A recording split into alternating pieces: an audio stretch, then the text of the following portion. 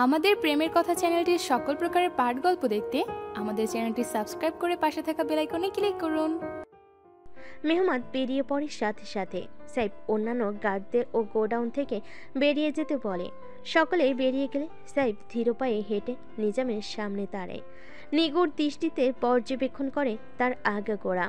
উদাম গায়ে ছোট্ট একটা শর্টস পরা শরীরে খুব কম জায়গায় খালি আছে, যেখানে জ্বলন্ত রডে দগ্ধ সরু পোড়া দাগ নেই। শরীরের জ্বলন সহনীয় মাত্রায় পৌঁছাতেই নিজাম আধো আধো চোখ মেলে তাকায় সামনের দিকে। জিভ থেকে তার লালা গড়িয়ে পড়ছে। তার সাইফের উৎসুক দৃষ্টি নজরে আসতে সে চমকে ওঠে, চোখে মুখে আতঙ্ক ছড়িয়ে পড়ে। পেছনকার ইতিহাস ঘাটলে এতটুকু বেশ বুঝতে পারে আজ তার আর রেহাই নেই। সাইফ মিষ্টি হাসি উপহার দেয় নিজামকে, অত্যন্ত নমনীয় কণ্ঠে শুধায়, ভালো আছিস নিজাম? কতদিন পর দেখলাম। না না, কত বছর হবে তাই না? তুই দেশে এসেছিস এতদিন জানতাম না তো। জানলে আরও আগে দেখা করতাম। কোন দুনিয়া যে আমি ছিলাম এতদিন তা আমি নিজেই জানি না। কত কিছু ঘটে গেল আমার আড়ালে। যাক, কোনো ব্যাপার না, দেরিতেই হোক দেখা তো হলো তোর সাথে। এতদিন পর দেশে আসলি যে? তুই আবার শুরু করেছিস? শিখতে হয়নি তাই না তোর? ভাইজান জানলে তোর বংশের নাম মিটিয়ে দিবে। আমি শুরু করতে চাইনি, আমায় জোর করা হচ্ছে। তোর ভাইয়ের পায়ে পর্যন্ত পড়েছি, তাও সে মানল না যে আমি এসব কিছুর সাথে জড়িত নই, বরং পুরনো ক্ষত তাজা করে দিয়েছে আরও। সে আমার পরীর দিকে নজর দিয়ে বসেছে। এটাকে আমি সহ্য করব বল? আমি তো বেঁচে আছি ওরই জন্য। তাহলে কী লাভ হলো? ওকে বিপদের মুখে তো দেখতেই হলো। তাই নিরুপায় হয়ে আবার অস্ত্র হাতে তুলতে হয়েছে। তবে এবার আর ওই আইনের অসহায় লোক হয়ে নয়। এইবার আমার আর কোনো বেরিবাদ নেই, বাধ্যবাধকতা নেই, নিয়ম শৃঙ্খলাও নেই। এইবার আমি মুক্ত, নিজের মর্জি মতো নিজের আইন প্রতিষ্ঠিত করব, যা ইচ্ছা তাই। তোর মেয়েকে দেখেছি আশার চেয়েও 3 গুণ সুন্দর। সম্পূর্ণ করতে পারল না পুরো কথা। তার আগেই নিজামের মুখ চিরই কণ্ঠনালী পর্যন্ত ঢুকে গেল ধারালো ছুরিটা। হাত পা বাঁধা নিজাম গলা কাটা মুরগির ন্যায় ছটফট করতে লাগলো। সাইফ দাঁত খিচে আরেকটু চেপে দেয় ছুরিটা, সাবধানী কণ্ঠে বলে, আমার শিয়া, আমার পরী, একদম পবিত্র সত্তা। তোর এই নোংরা মুখে ওর নাম উচ্চারণ করলেও নোংরা হয়ে যাবে। আর আমি কখনোই আমার শিয়াকে নোংরা হতে দেব না, বুঝেছিস? সাইফের পা ঘেঁষে রক্তের স্রোত। সাইফ তাকায় নিজামের দিকে, দেহের ভারসাম্য ত্যাগ করার জন্য প্রস্তুত। সে উদ্বিগ্ন হয়ে নিজামের দড়ি খুলে দিল। নিজামের চোখ দুটো দুহাতে মেলে দেখতে লাগলো তার চোখে রক্ত উঠেছে কিনা। না, ওঠেনি। সে উদ্বিগ্ন কণ্ঠে তার গালে চাপড় দিয়ে বলল, এই নিজাম, ওঠ ওঠ, মরিস না এত তাড়াতাড়ি। তোর চোখে তো রক্ত ওঠেনি। রক্ত ওঠা পর্যন্ত তোকে সহ্য করতে হবে ব্যথা। আশুর চোখে তো রক্ত উঠেছিল, তার মানে তুই ওর মতো কষ্ট এখনো পাসনি, তাই না? দাঁড়া। বলে সে আরো দুটো ছুরি রড আনলো, এনে বেধড়ক মারতে লাগলো। রড দিয়ে মারচার দেখছে তার চোখে রক্ত উঠেছে কিনা। শেষ উপায়ন্ত না পেয়ে চুরিঘাত করতে লাগলো হাতে মুখে। এই সাইফকে চেনা মুশকিল। সে উন্মাদ উদ্ভ্রান্তের মতো আচরণ করছে, যেন দুনিয়ার কোনো দিকে তার খেয়াল নেই। তার একমাত্র খেয়াল নিজামের চোখে রক্ত ওঠাতে হবে। হাত ঝাঁঝরা করে ফেললো ছুরি খাতে, ফিসফিসিয়ে বলল, এই হাত অভিশপ্ত। এই হাত কতটা হিংস্র ছিল আমার আশুর জন্য। এই নিজাম, তুই চিৎকার করছিস না কেন? চিৎকার কর। তুই আরামে ঘুমিয়ে আছিস কেন? ওঠ ওঠ নিজাম, ওঠ। এই, উঠছিস না কেন? ওঠ ওঠ। অস্থির গলায় উন্মাদের মতো বলতে বলতে সাইফ আরও ছুরিঘাত করতে থাকে। নিজামের রুহু দেহ ত্যাগ করেছে আরও আধা ঘন্টা আগে। সাইফ তবুও মারছে আর বিলাপ করছে, এত তাড়াতাড়ি মরে গেলে কি করে। আশফাক আহমেদ, মেজর ওয়ালিউল্লাহ, দর্পণ সুবেদার, দিলজান সকলে গোডাউনের দরজার সামনে দাঁড়িয়ে আছে। প্রত্যেকের দৃষ্টি অর্থভিন্ন। পেছনে হাত পেতে শটান হয়ে দাঁড়িয়ে আছে আশফাক আহমেদ। মিলান দৃষ্টিতে তাকিয়ে আছে উন্মাদ সাইফের দিকে। এই উন্মাদ সাইফ তার অপরিচিত নয়। আরও একবার এমন পাগল প্রায় সাইফকে দেখেছিল। উদ্ভ্রান্তের মতো কারোর পায়ে পড়ে ভিক্ষা চেয়েছিল, কিন্তু একটুও দয়া করেনি তারপর। তাই আজ সাইফও নির্দয়। ললাটে অজস্র ভাঁজ নিয়ে দর্পণ তাকে নিরুত্তাল অবিচল দাঁড়িয়ে থাকা মেজর ওয়ালিউল্লাহর দিকে। সে জানতো এর পেছনে সাইফ রয়েছে, তাই তার লোকেশন ট্র্যাক করেই তারা এখানে আসে, যেখানে মেজর ওয়ালিউল্লাহ সহ আশফাক আহমেদ আগে থেকেই উপস্থিত ছিল। মেজর ওয়ালিউল্লাহ এক দৃষ্টিতে তাকিয়ে আছে নিজামের রক্তাক্ত দেহের দিকে। দিলজার সুবেদার অবাক পানে একবার দর্পণ আর আরেকবার সাইফের দিকে তাকাচ্ছে। বয়সের দাঁড়গোড়ায় থাকা সর্বদা শান্তশিষ্ট প্রাণবন্ত স্বভাবের সাইফ চৌধুরীর এক নৃশংস আচরণ দেখতে অস্বাভাবিক লাগলো তাদের স্বাভাবিকভাবে গ্রহণ করতে হচ্ছে নীরবে। সেনা কর্মকর্তা হয়েও এমন খুনের প্রত্যক্ষ নীরব দর্শক হয়ে দাঁড়াতে হচ্ছে, কেননা তাদের সিনিয়র কর্মকর্তায় যেখানে নিশ্চুপ সেখানে তারা আগবাড়ি কোনো পদক্ষেপ নিতে পারবে না। দর্পণ মেজর ওয়ালিউল্লাহর উদ্দেশ্যে কিছু বলার জন্য উদ্যত হলেই মেজর ওয়ালিউল্লাহ তার দিকে দৃষ্টিপাত করে। দর্পণের চোখে মুখে সূক্ষ্ম কৌতূহলের আওয়াজ। সে গম্ভীর মুখে বলল, রাতে দেখা করবে। দর্পণ মাথা নেড়ে সায় জানায়। আরেকবার উন্মাদ সাইফের দিকে দৃষ্টিপাত করে সেখান থেকে বেরিয়ে আসে। সেনাবাহিনীরা সর্বদা নিয়মের ক্ষেত্রে স্ট্রিক্ট, তারা কখনো তাদের নিয়মের বাইরে কিচ্ছু করে না। কিন্তু এই কেসের শুরু থেকে যা হচ্ছে পুরোপুরি সেনাবাহিনীদের নিয়মের বাইরেই হচ্ছে। এখানে যে অন্য কোনো রহস্য রয়েছে, কিন্তু সেটা কি? কার এত ক্ষমতা যে সেনাবাহিনীদের নিজের এশায় উদ্বোস করায়? অতিরিক্ত ড্রাগস সেবনের ফলে দেহের ভারসাম্যহীন হয়ে পড়ে নিজ বাসভবনে মৃত্যুবরণ করেন মেজর আমিন গাজী। উক্ত সংবাদ শিরোনামটি তৎকালীন জনগণের কাছে তীব্র নিন্দনীয় করে তোলে মেজর আমিন গাজী নামক এক সৎ বীর সেনা কর্মকর্তাটিকে। মুহূর্তেই মেজর আমিন গাজীর পেছনকার সকল সাফেদ ইতিহাসকে অন্ধকারে ঢেকে দেয়। তবে প্রচারণা এটি হলো বাস্তবিকতা ছিল নির্মম। নিজ বাসভবনে স্ত্রী ও 3 সন্তানের হাত পা বেঁধে তাদের সামনে মেজর আমিন গাজীকে 1.5 ঘন্টা যাবৎ অতিরিক্ত পরিমাণে উচ্চ শক্তির সম্পূর্ণ ড্রাগস সেবন করাই দুষ্কৃতিকারীদের একদল। পরিবারের মুখ বন্ধ করার জন্য যথেষ্ট ছিল তার 3 সন্তানের সুরক্ষা। সেই ঘটনার পরে তার পরিবার দেশ ছেড়ে ভিনদেশে জীবনযাপন করতে শুরু করে। ট্রাই 7-এ জড়িত এমন প্রত্যেকের অজানা গল্পটি জব্দ করতে সফল হয় দর্পণ। বাকি আছে মেজর সাইফ চৌধুরী এবং আশফাক আহমেদের পিছু হেঁটে যাওয়ার সঠিক কারণটি। আজ সেটির জলজান্ত বয়ান রেকর্ডিং করতে সফল হয় দর্পণ। গ্লাস ভেদ করে ইনভেস্টিগেশন রুমের ভেতরে আটকে আছে সরু দৃষ্টিদ্বয়। ক্যামেরার সামনে বৃদ্ধ এক মহিলা তার বয়ান রাখছে। শ্যামরাঙ্গা মুখশ্রী তখন বিজয়ের হাসিতে খানিক আড়ম্বরপূর্ণ হয়ে আছে। জড়সড় ভীত সন্ত্রস্ত চিত্তে বার্ধক্যের ভারী দেহটি টেনে ধীরে পায়ে এগিয়ে আসে। দর্পণের সামনে দাঁড়ায় মহিলাটি।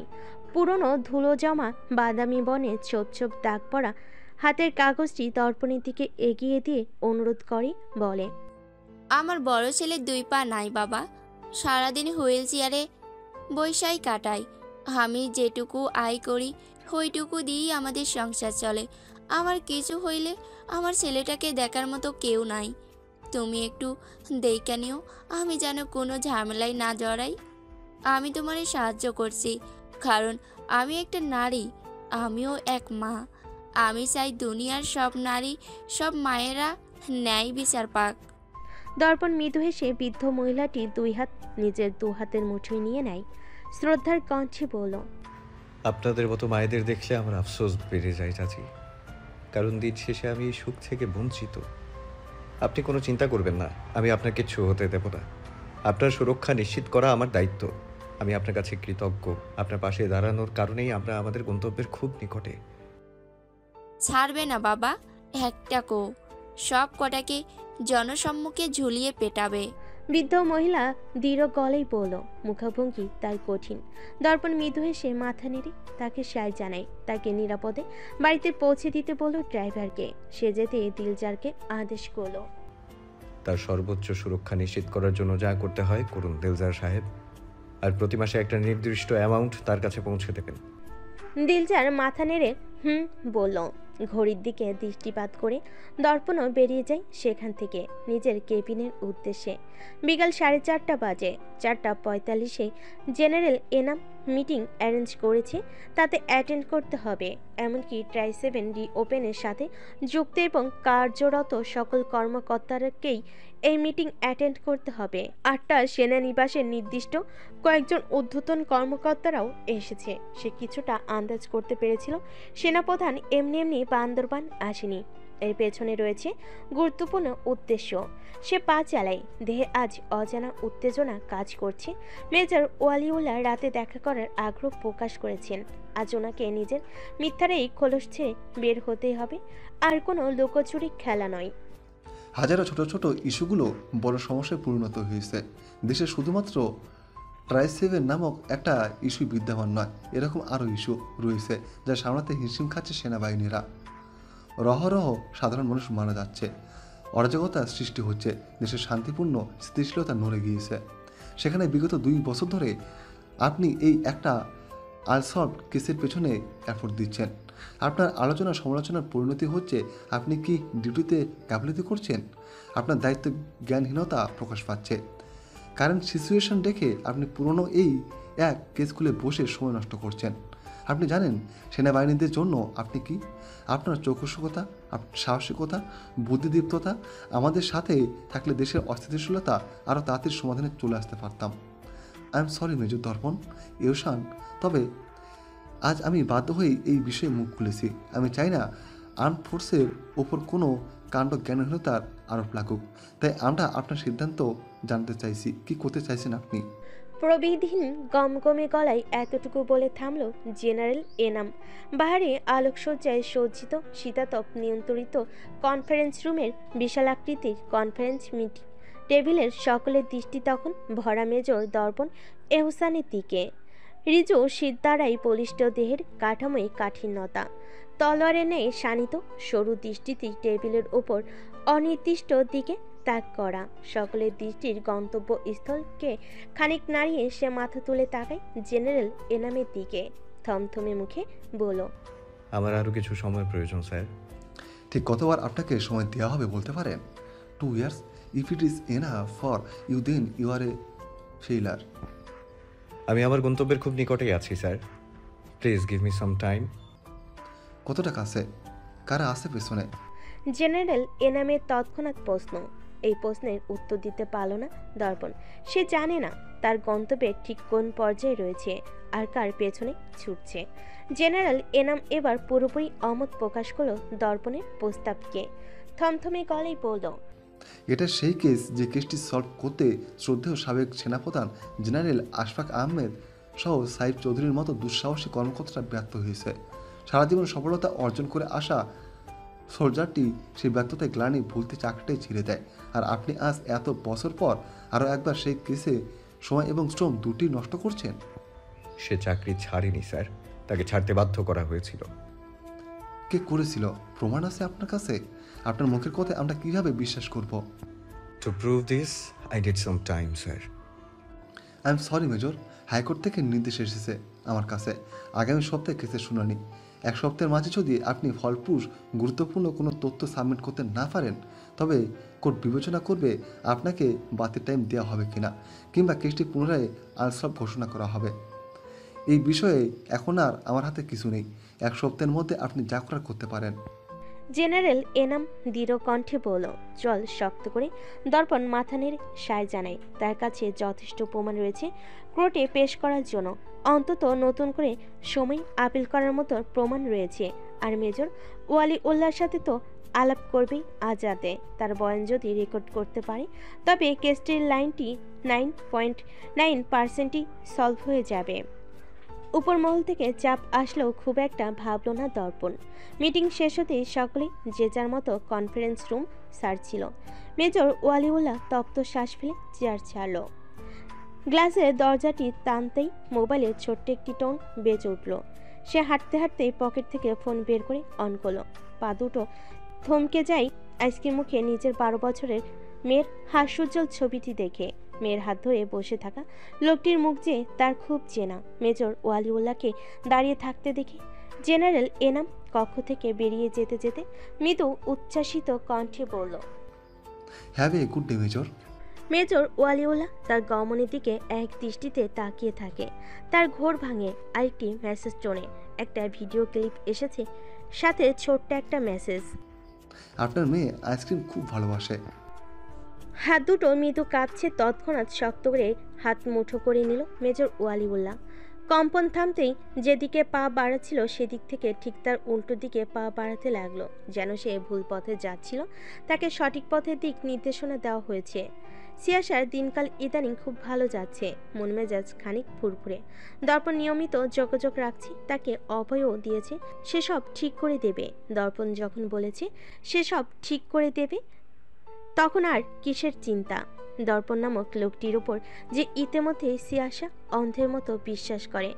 আদব কি ভালোবাসা প্রিয় সহজ সরল মেয়েটির জন্য নিজের বিশ্বাসের মূল্য পাবে? বাতাবরণে এমন শঙ্কাজনক প্রশ্ন হর হামেশাই ভেসে বেড়ায়। তবে শঙ্কা তৈরি করা হয়, এই প্রশ্নগুলো যেন সিয়াসা নামক প্রাণোচ্ছল মেয়েটিকে ছুঁতেই পারে না। ভালোবাসা আর বিশ্বাস হচ্ছে একে অপরের পরিপূরক। তুমি ভালোবাসতে জানলে তুমি বিশ্বাস করতে জানতে হবে, নয়তো সে ভালোবাসার সময়সীমা খুব একটা সন্তোষজনক হবে না। সিয়াসাও এই থিতিসি মেনে চলে। রাত 10:40। রান্নাঘর থেকে গুনগুন শব্দে ভেসে আসছে। মৃদু এই কণ্ঠেই যেন অভ্যন্তরীণ প্রসন্নতা ঠিকরে বেরোচ্ছে। ফ্রাই প্যানে থাকা সবজি হাতের তালুতে একটু নিয়ে চেখে দেখে তাতে 1 চামচ ঘি ছিটিয়ে দিয়ে স্টোভ বন্ধ করে দেয় সিয়াসা। সিয়াসার বাবা মা দুটোই সাইব, সুপারম্যান তার বাবা। ছোটবেলা থেকেই তার হাসি, ওই কান্না, রাগ দুঃখ সব কিছুর প্রথম হকদার হবে সাইব। বাবার সাথে রাগ করলেও বাবার কাছে রাগ কমানোর ওষুধ খুঁজত। বাবার থেকে পাওয়া আনন্দের ভাগিদারও আগেই বাবাকেই বানায়। কান্না করলেও ওই বাবার বুকে থেকেই কান্না করবে। মেয়েটি জীবন শুরু হয় বাবা থেকে। সেই বাবা আজ এতদিন ধরে তার সাথে কথা বলছে না, এমনকি চোখ তুলেও তাকাচ্ছে না। বাবার থেকে দূরত্ব তৈরি হচ্ছে, এটি মনে আসতে মেয়েটির শ্বাস আটকে যাওয়ার উপক্রম। তাই আজ আধঘাট বেঁধে নেমেছে বাবার মান ভাঙিয়েই ছাড়বে। মিক্সড ভেজিটেবল বাবার পছন্দের তালিকায় প্রথম, তাই এটাকে সিয়াসা প্রথম হাতিয়ার হিসেবে ব্যবহার করেছে, যেন বাবার একটু কাছে যাওয়া যায়। বাচ্চা এদিকে এসো, কতদিন হলো এমন মধুর ডাক শোনেনি। তার কান তপড়াচ্ছে বাবার আদুরে গলা শোনার জন্য। মিনময়ী মনোযোগ সহকারে পুরো রান্নাটা দেখলো, বুঝতে পেরে খানিক আনন্দে নীরব হাসি বয়ে গেল তার ওষ্ঠাধয়ে। সিয়াসার থেকে সব রান্না শিখে নিয়েছে, সে যেভাবে ঘরের সকলের খাবার খেতে অভ্যস্ত। মিনময়ী বাকি খাবারগুলো গরম করে ফেলো। মিনি হাতে হাতে সব কিছু টেবিলে সাজিয়ে ফেলেছে। আশফাক আহমেদ গম্ভীর মুখে উড়তে পা উঠিয়ে টেলিভিশনের সামনে বসে আছে। তাকে বেশ গম্ভীর দেখা যায় ইদানিং, যদিও সে স্বভাবগতই স্বল্পভাষী। এখন আরও কিছুটা বেড়েছে। মিনি হেলে দুলে হাঁটছে, গান গাচ্ছে। তার মন মেজাজ আজ খুব ভালো। ক্লাসে প্রথম হয়েছে শুনে আম্মা আব্বা খুব খুশি হয়েছে। মামা মোলায়েম কেক কিনে দিয়েছে, আপায় নতুন জামা কিনে এনেছে। তার খুশির অন্ত নেই। সিয়াসা মিনির উৎফুল্লতা দেখে মৃদু হাসল। মেয়েটির পেছনে একটু এফোর্ট দিতে পারলেই একদিন বড় কিছু হতে পারবে। পরিবারের এই অভাব অনটন ও নিজেরই দূর করতে পারবে। সে হাত মুছে রান্নাঘর থেকে বেরিয়ে গেল। রান্নাঘর থেকে বেরিয়ে সিয়াসা সোজা নানু ভাইয়ের গা ঘেঁষে বসে পড়ে। আশফাক আহমেদ ধ্যানচ্যুত হয়, কাঁধে কারোর মাথা রাখায়। সিয়াসাকে দেখতে সে মৃদু হেসে এক হাতে আগলে নেয় নাতনিকে। সিয়াসা নানু ভাইয়ের দিকে তাকিয়ে শুধায়, বুড়ো, তোমার মন খারাপ কেন? আমার গিন্নির বুঝি এখন সময় হলো এই বুড়োর দিকে নজর দেওয়ার? তোমার গিন্নির কত দিকে নজর দিতে হয় তুমি কি জানো না? আমার কি এত দিকে নজর দেবার সময় হয় বলো? তোমার চরিত্রহীন জামাইয়ের রাগও তো ভাঙাতে হবে। তার জন্য তার পছন্দের ঘি দিয়ে মিক্সড ভেজিটেবল রান্না করেছি। এখন যদি একটু কথা বলে আমার সাথে। তা তো ঠিক, গিন্নি বলে কথা, তার কত দিকে খেয়াল রাখতে হয়। সিয়াসা খিলখিলি হেসে ওঠে। তাদের কথার মাঝেই আশরাফ বসার ঘরে আসে। আশরাফকে দেখতেই লিলি টানা ঝাপটে ওঠে। লোকটার সাথে তার খুব জমে। কাঁচা মরিচের মতো ঝগড়া করাটাও তার বেশ প্রিয়। আশরাফ রোষাগ্নি দৃষ্টি নিক্ষেপ করেন লিলির দিকে। ঝগড়া করার মুড না থাকে, চুপচাপ গিয়ে সোফায় বসে। আশরাফকে বসতে দেখে সিয়াসা খানিক নড়েচড়ে বসল। আশফাক আহমেদ ছেলেকে দেখতে জিজ্ঞাসা করলো, মিনির স্কুলের টিচাররা আমার কথা জিজ্ঞেস করেছিল, বলেছিল আমি ব্যস্ত ছিলাম। ভাগ্নির দিকে সরু দৃষ্টি তাক করে আশরাফ মাথা নাড়ে। আশফাক আহমেদ বিরক্ত হয়, গম্ভীর গলায় বলল, মাথা নেড়ে কথা বলবে না, এটা ব্যাড ম্যানার্স। মুখ নেই তোমার? আশরাফ কান দেয় না বাবার কথায়। 35 বছর বয়সে এসে ম্যানার্স, ধৈর্য আর ইচ্ছে একটাও নেই তার মধ্যে। যা শিখেছে তাতেই চলবে। সে তো নিগুড় দৃষ্টিতে পর্যবেক্ষণ করছে শিয়াশার গায়ে থাকা টি শার্টটাকে। তার সরু দৃষ্টিতে মেকির ক্রোধের আভাস পাওয়া গেল।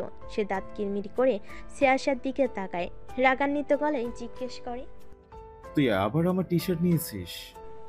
শিয়াশা আর চোখে তাকায় রাগান্বিত মামার দিকে। নানু ভাইয়ের আরেকটু গা ঘেঁষে গিয়ে তার পেট জড়িয়ে ধরল। এই নানু ভাইকে হাত করতে না পারলে আজ তার রক্ষে নেই। থমথমে মুখে বলল, আমি কেন তোমার টি শার্ট নিতে যাব? সন্ধ্যায় ডেলিভারি ম্যান এসে এটা আমার হাতে দেয়। তোর হাতে দেবে বলে তুই নিয়ে নিবি? এগুলো আমি অর্ডার করেছিলাম। তোর ভয়ে আমি লাইট কালারের টি শার্ট পরা বাদ দিয়েছি, তাই আবার ডার্ক কালারের টি শার্ট নিয়েছি। সেগুলো নিয়ে নিয়েছিস? নাম লেখা আছে তোমার, আমার হাতে দিয়েছে, তার মানে আমার। তুমি জানো না আমার নতুন নতুন টি শার্ট অনেক ভালো লাগে? আর টি শার্ট তো টি শার্ট হয়, ডার্ক আর লাইট আছে নাকি? পেমেন্ট আমি করেছি, তাহলে এটা আমার। আগে যখন আমি লাইট কালারের টি শার্ট পরতাম, তখন যে বলতি লাইট কালারের টি শার্ট মেয়েরা পরে, ছেলেরা পরে না। সেই বলে তুই আমার সব টি শার্টগুলো নিয়ে নিবি। এখন কি হলো? তুই ছেলেদের টি শার্ট কেন পরেছিস? এটা তো তোমার টি শার্ট নেওয়ার জন্য বলতাম। আর ডার্ক কালারও আমার গায়ে ভালো লাগছে, দেখো ফর্সা গায়ে বেশ ভালো মানিয়েছে। এখন থেকে আমি ডার্ক কালারই পরবো। শিয়াশা উচ্ছ্বাসিত হয়ে নিজেকে ঘুরিয়ে ঘুরিয়ে দেখিয়ে বলল। আশরাফ তেতে উঠল। এখন থেকে ডার্ক কালার ও পরা শুরু করবে। তার মানে তার আর একটা টি শার্টও খুঁজে পাওয়া যাবে না। শিয়ার বাচ্চা, তোর খবর আছে। আশরাফ তেতে উঠল। শিয়াশা তড়িঘড়ি করে নানু ভাইয়ের টি শার্ট ধরে টানতে লাগলো। আশফাক আহমেদ ধমকে উঠল ছেলেকে। কি শুরু করেছো তুমি? একটা টি শার্টই তো, তোমার টাকা আমি দিয়ে দিব, আর একটা কিনে নিও, এটাও পড়ুক। একটা? কে বলেছে তোমায় একটা? গুনে গুনে 5টা টি শার্ট। ওকে বের করতে বলো আর 4টা, না হলে আজ ওর খবর আছে। আশফাক আহমেদ গম্ভীর মুখে শিয়াশার দিকে তাকালো। শিয়াশা কাচিমচি করে হেসে উঠল নানু ভাইয়ের দিকে তাকিয়ে। আশফাক আহমেদ দীর্ঘশ্বাস ফেলে বলল, ঠিক আছে, 5টা টাকাই দিয়ে দিব আমি। এই ডিজাইনের কি আর পাবো? চাই না আমার টাকা। তুমি ওকে আমার টি শার্ট দিতে বলো। একটা নিয়েছে মানলাম, আর 4টা দিতে বলো। শিয়াশা ঠোঁটে ঠোঁট চাপলো। সে দেবে না একটা টি শার্টও। টানা টানা চোখের রাজ্যের উৎসাহ নিয়ে বলল, আমি 4টাই পরে ট্রাই করেছি। তুমি চাইলে ছবি দেখতে পারো, সুন্দর সুন্দর কয়েকটা ছবিও তুলেছি। এখন তুমি কি মেয়েদের পরা টি শার্ট আবার পরবে? তাহলে নিতে পারো। আশরাফ ক্রুদ্ধ দৃষ্টি নিক্ষেপ করে থম মেরে বসে রইল সোফায়। মেয়েদের পরা টি শার্ট আবার সে কেন পরবে? আশফাক আহমেদ গম্ভীর গলায় দুজনকে চুপ করতে বলে খাবার টেবিলে যেতে বললেন। আশরাফ উঠতে উঠতে শিয়াশাকে বলল, তুই আমার সব টাকা দিবি। আমার টাকা গাছে ফলে না, নানু ভাইয়ের থেকে নাও। আশরাফ রাগে ফোঁস করতে করতে খাবার টেবিলে বসে। এরপর থেকে আর বাসার ঠিকানা দেবে না, অফিসের ঠিকানা দেবে, নয়তো এই পেতনির যন্ত্রণায় টি শার্ট আর পরা হবে না। খাবার টেবিলে বসে আছি সকলেই সাইফের জন্য। শিয়াশা হাসি মুখে বাবার জন্য প্লেট সাজিয়ে বসে আছে। আশরাফও হাসি মুখে দেখছে ভাগ্নির খুশি। মিনময়ীর দিকে চোখ পড়তে সে জল শক্ত করে তাকে অশনি বার্তা প্রেরণ করে।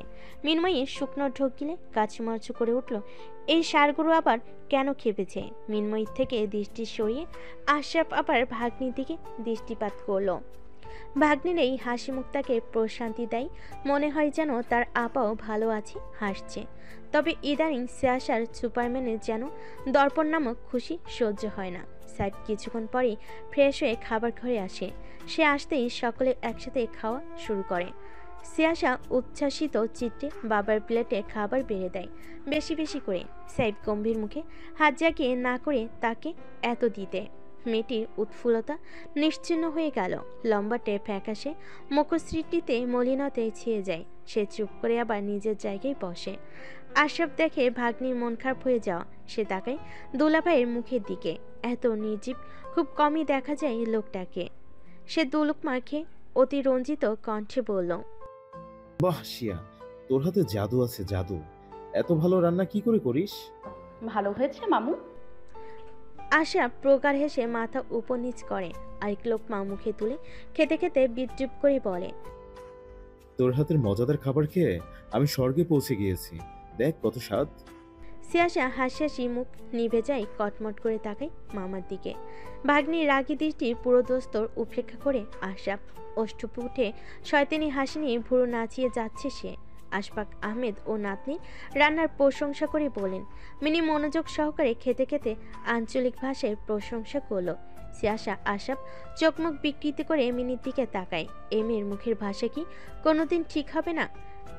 ক্যাশোনাট সালাদকে এমন বিকৃতি করে বলেছে। মেয়েটার কাছে ক্যাশোনাট সালাদ কাঁচা কাঁচা সবজি লাগে। মিনময়ী হেসে ওঠে মিনির কথা শুনে। আশফাক আহমেদ গম্ভীর গলায় বলল, মিনি, এগুলো কোন ধরনের ভাষা? স্কুলে কি তোকে এগুলো শেখায়?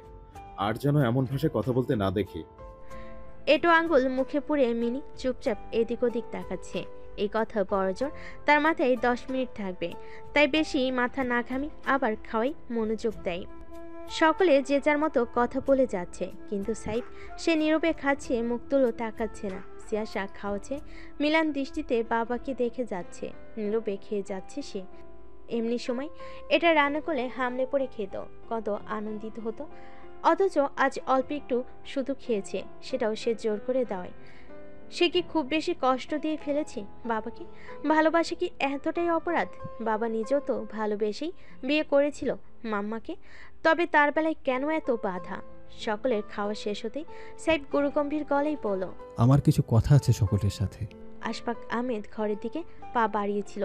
সাইফের কথায় তার গতি স্রোত হয়। ডাইনিং রুম থেকে সিয়াসাও কৌতূহলী নয়নে তাকাই বাবার দিকে। সে তো এখন বাইরে যাওয়া বন্ধ করে দিয়েছে, এমনকি গার্ড ছাড়া কোথাও বের হয় না। বাবা নিশ্চয়ই এগুলো নিয়ে কোনো কথা বলবে না।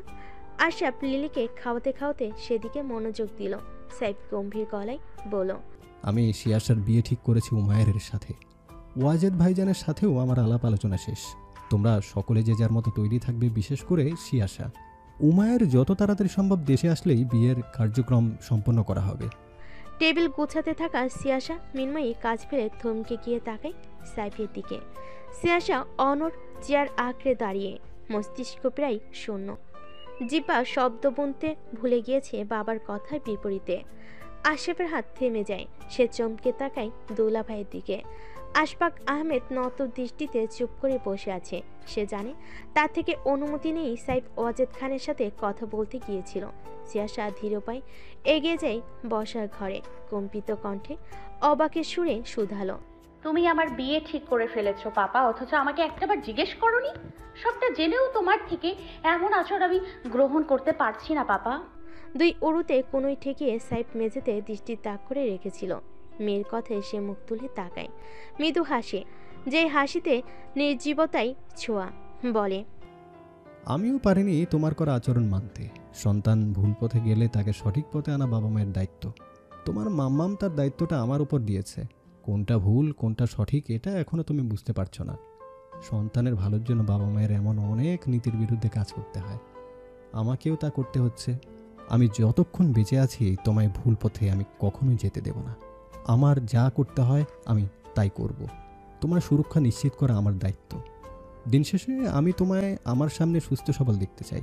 আর তাছাড়া উমায়ের তোমার পরিচিত, ভালো একটা বন্ধুসুলভ সম্পর্ক রয়েছে তোমাদের মধ্যে। তুমি যেমন লাইফ ডিজার্ভ করো, উমায়ের সেটা তোমায় দিতে পারবে। He will be your best life partner. আমার সুরক্ষা নিশ্চিত করতে গিয়ে তুমি আমার সুখকেই মেরে ফেলছো পাপা। একজনকে ভালোবেসে আরেকজনকে বিয়ে করা যায় না। যদি বেঁচেই না থাকো তাহলে সেই ভালোবাসা দিয়ে কী হবে? তাকে ছাড়া এমনিতেও আমার বাঁচা মুশকিল পাপা। দর্পণকে নিয়ে তোমার সমস্যাটা কোথায়?